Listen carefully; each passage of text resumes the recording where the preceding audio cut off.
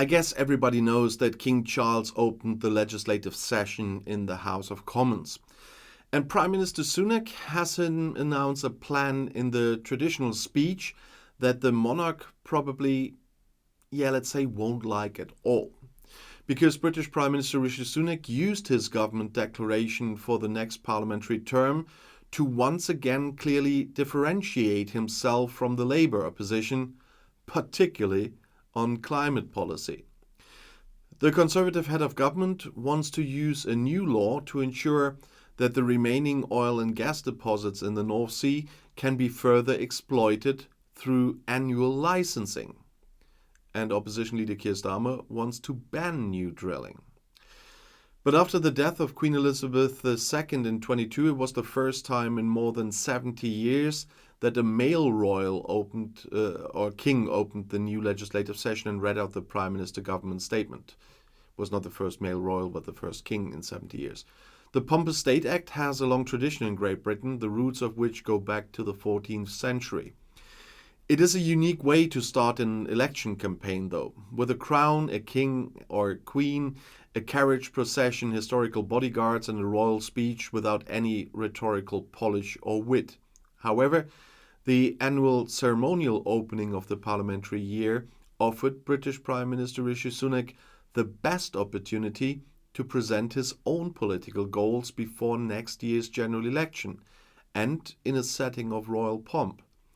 And Sunak brought in the political statement of intent that Charles III, in a monotone voice, all the announcements that he had recently presented at the annual conference of his Conservative Party were included here. The gradual introduction of a smoking ban, the upgrading of the National Health Service NHS, and investments in the rail network in the north of England to replace the cancelled high-speed connection between London and Manchester. You remember, HS2.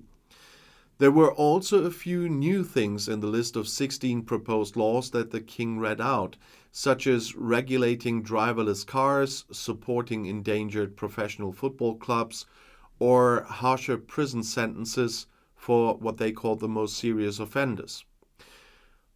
While still heir to the throne, Charles gave the traditional speech in May 22 due to Queen Elizabeth II's health problems, so that's why not the first male royal, but the first king. At that time, Boris Johnson was still Prime Minister.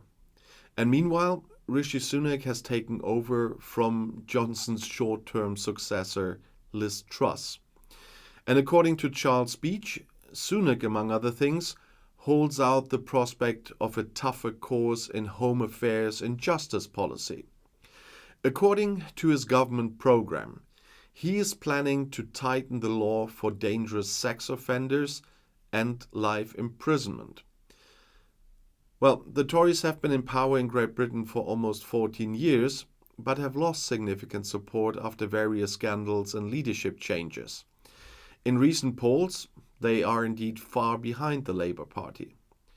But according to the unwritten British Constitution, which has been developed over centuries, His Majesty's government acts on behalf of the Crown. Nominally, the 11-minute speech consisted of declarations of intent by the monarch, who delegated these to his government then. In reality, every comma was approved in advance by Downing Street, including the memory of Queen Elizabeth II, as Charles said, my beloved mother, with which the document began. As I said, as heir to the throne, Charles first presented the government's declaration, then called the Queen's speech a year and a half ago because the Queen was ill. And as we all know, she died in September 22. Unlike back then, when the prince sat in uniform next to a chair with the imperial state crown, the king himself now wore the heavy utensil on his head and the magnificent purple cloak around his shoulders. His wife Camilla took a seat on the throne next to it, the first occasion since 1950 that the king and queen appeared together at the opening of Parliament. The following year, the then monarch George VI was there. He was unable to attend due to illness, and in 1952 he was succeeded by his then 25-year-old daughter Elizabeth, whose husband Philip had to be content with the title of Prince Consort.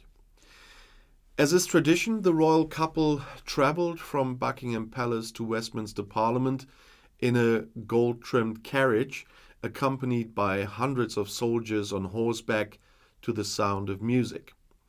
Thousands of onlookers who enjoyed the spectacle in the London November sun were also joined by members of the lobby group Republic in the government district of Whitehall.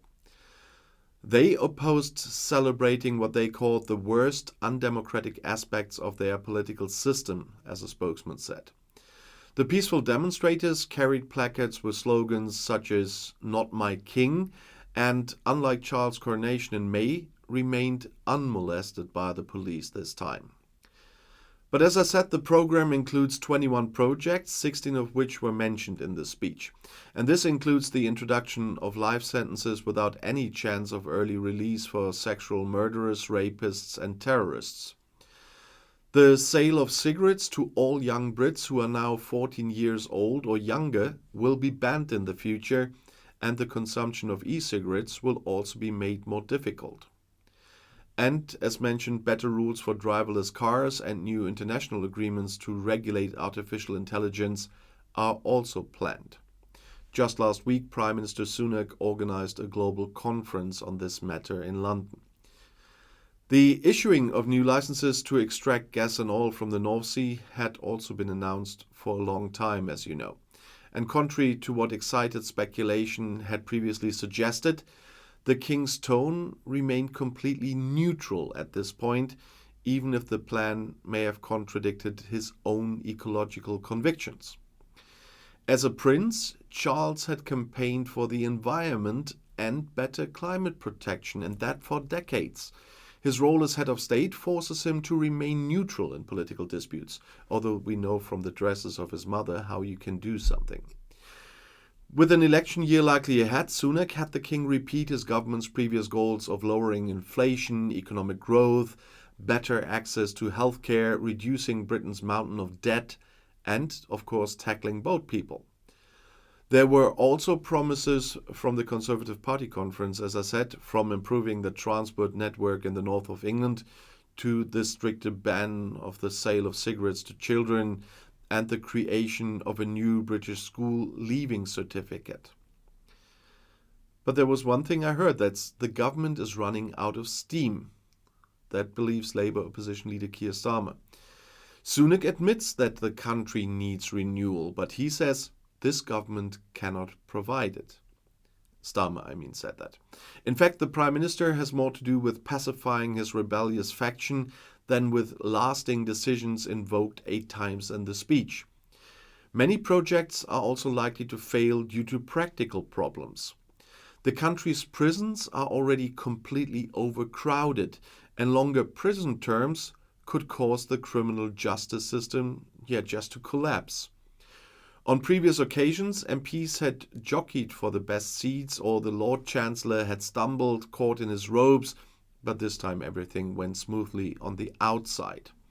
After all, the speech itself brought with it some nice situational comedy. With a dead serious face, the monarch promised that his government would present a law to better regulate bicycle taxis. Does Charles occasionally get stuck behind the brightly colored vehicles with blaring loudspeakers in the heavy London traffic? Well, not at all, explained a government spokesman. The legislation will give the relevant local authorities the tools to put a stop to exploitative two-wheelers. Last July, a two-wheel taxi driver robbed a tourist in London of £460 for a 7-minute ride through the metropolis. Well, it was quite an interesting speech. I definitely will talk this week especially about the oil and gas part again. But that was just supposed to give quite an outside view on the King's speech as a whole. And if you want to see something else right now, the next video is right here on the end screen. I'll see you there. I'll be back.